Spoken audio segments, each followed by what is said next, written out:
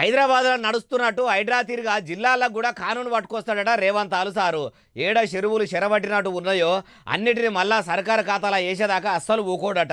ఇప్పటికే జిల్లాల మున్సిపాలిటీ ఆఫీసర్లు పేదలు కట్టుకున్న ఇళ్లను కూలగొట్టే పనికి పురుడు పోసి బంగ్లాలు గుడిసెలు పడగొట్టుడుకు బారసాల చేసిర్రు.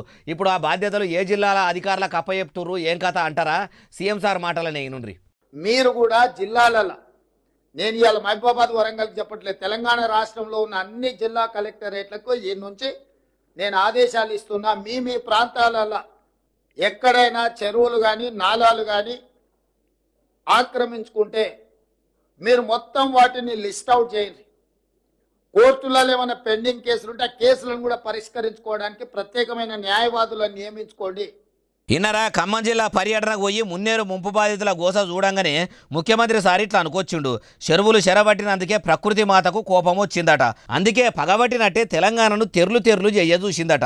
అందుకే కలెక్టర్ల కాడ నుంచి జిల్లా యంత్రాంగం మొత్తం కదిలి సర్కారు భూమిని చెరువులను చెరబట్టినట్టు అనిపిస్తే అలా ఫామ్ హౌజులు కట్టుకున్నా బంగ్లాలు నిర్మించుకున్నా అవారు గోడలు లేపినా వీటిని కూలగొట్టాలే, చెరువులకు మునుపటి కల దేవాలే అన్నట్టు చెప్పుకొచ్చిండు.